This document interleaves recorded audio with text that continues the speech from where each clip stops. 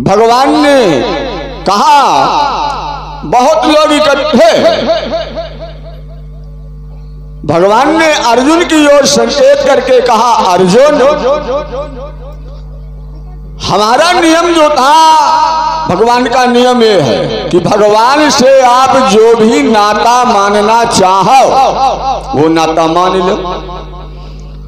भगवान को तुम माता बनाना चाहो, भगवान माता बन जाएंगे। पिता बनाना चाहो, पिता का नाता मानो, भगवान पिता बन जाएंगे। अच्छा, भगवान को तुम नारी का नाता मानो तो दुल्हनियों बन जाएगी, बने कहिए दाम। भाई भगवान भोले बाबा को भस्मासुर जलाने के लिए जब दौड़ा हाथ रखने के लिए, तो भगवान नारी बन गए, बने या नहीं? पार्वती के कारण भस्मासुर भोले बाबा को जलाना चाह रहा था, तो भगवान जो थे वो विश्व मोहिनी बन गए। अच्छा, अर्जुन से लोगों ने पूछा कि तुम कौन सा नाता मानोगे? अर्जुन ने कहा, दुनिया के लोगों तुम्हारे भगवान का हमारे सारे बन गई। तो भगवान कन्हैया अर्जुन के साले बन गए। बलराम की सगी बहन का विवाह भगवान कन्हैया ने अर्जुन के साथ में करवाया और अर्जुन की कामना को पूरा किया, साले बन गए, बने या नहीं? तो भगवान से तुम जो भी नाता मानना चाहो, भगवान तुम्हारे हर नाते को मानने के लिए तैयार। त्वमेव माता च पिता त्वमेव, त्वमेव बंधु च सखा त्वमेव, त्वमेव विद्या द्रविणम त्वमेव, त्वमेव सर्वम मम देव देवा। हर नाते को भगवान मानने के लिए तैयार। लेकिन ददुआ जो काम ना चल पई, मनमा राम बगल माई पे कपावे का खूब पीते हैं, पता बेकार की बात। आज सुन रहे थे, अभी थोड़ी बात उसी में जोड़ दे गए। द्रौपदी की लाज को आकर के भगवान ने बचाया। ये कथा आप लोगों ने हमारे भैया शांतन कुमार जी के द्वारा सुन भी रखी। अब जब द्रौपदी की लाज को बच गया, विदुर जी के द्वारा गांधारी को सूचना दी गई कि सभा के बीच में आज द्रौपदी की सालही में आकर के भगवान प्रकट हो गए। गांधारी ने कहा, कौन? बोले हम विदुर हैं। अरे महारानी जी, मैं बिल्कुल सत्य सत्य कह रहा हूं, सुनिए महारानी। बोले आज कृष्ण, और आज कृष्ण द्रौपदी तनु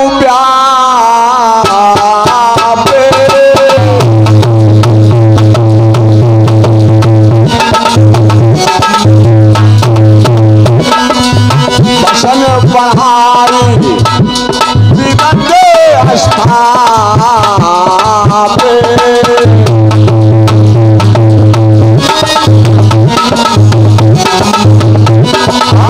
बसन पढ़ाई विदग्ध स्थान पे।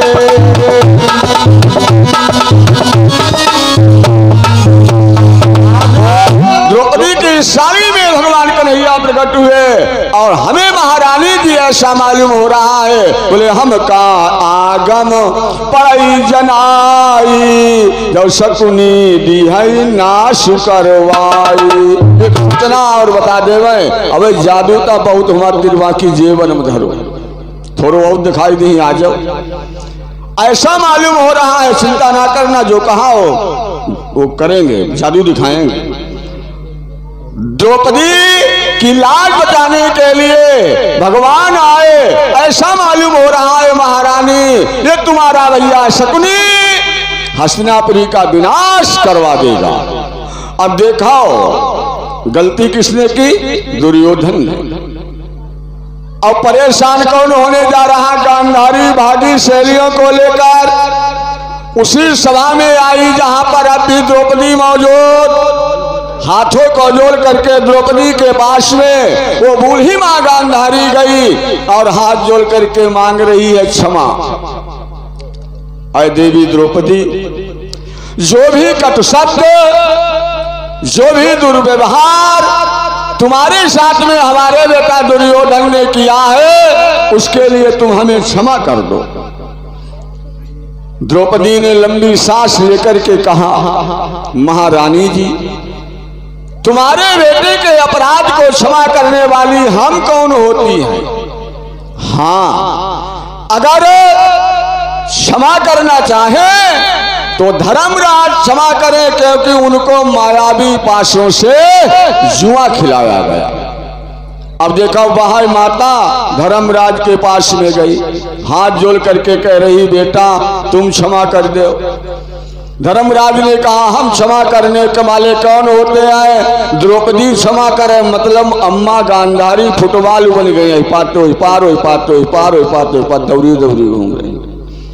अंत में द्रौपदी ने फैसला कर दिया है, महारानी जी, जो कुछ भी तुम्हारे बेटा दुर्योधन के द्वारा छलकर के जुए में हमसे लिया गया, वो सब का सब वापस कर दिया जाए और हमें सम्मान से यहाँ विदा कर दिया जाए। थोड़ी सी बात 5 मिनट की, देखो जादू। अब ऐसा ही किया गया, सब कुछ वापस कर दिया गया और वापस करके बड़े सम्मान से विदा कर दिया गया।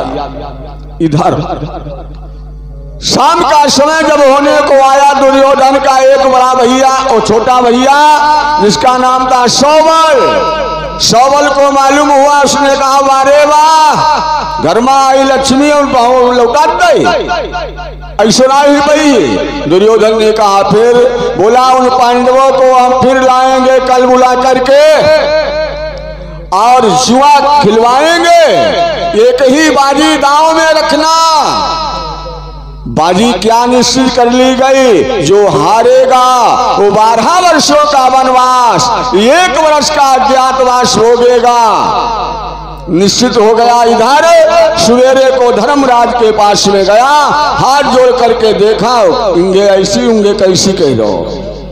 ददुआ, धर्मराज तुम्हारे साथ में इतना बड़ा छल किया गया, अच्छा चलाओ, हम आप तुम्हारे साथ में हैं, चलाओ एक बाजी और खेलेंगे, चलाओ। वारे धर्मराज, एक बार सुनो भैया।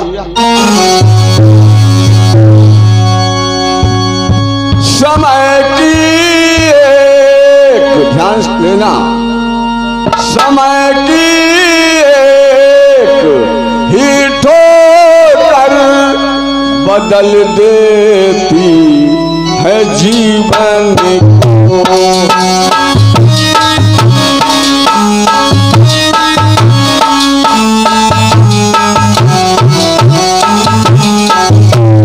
समय की एक ही ठोकर बदल देती है जीवन को। ठोकरे खा के ना समझे,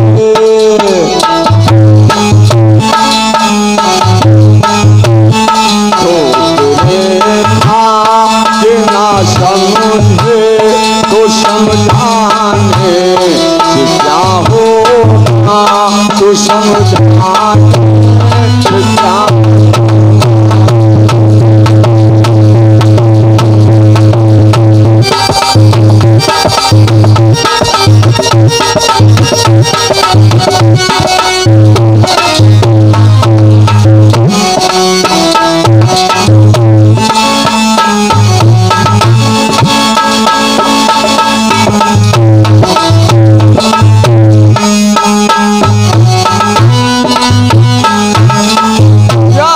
समय की एक ही ठोकर जीवन को बदल देने के लिए काफी होती है। लेकिन दुनिया में कुछ लोग ऐसे होते हैं जो ठोकरों के ऊपर बेचारे ठोकर खाते, लेकिन जीवन में कोई परिवर्तन नहीं हो पाता।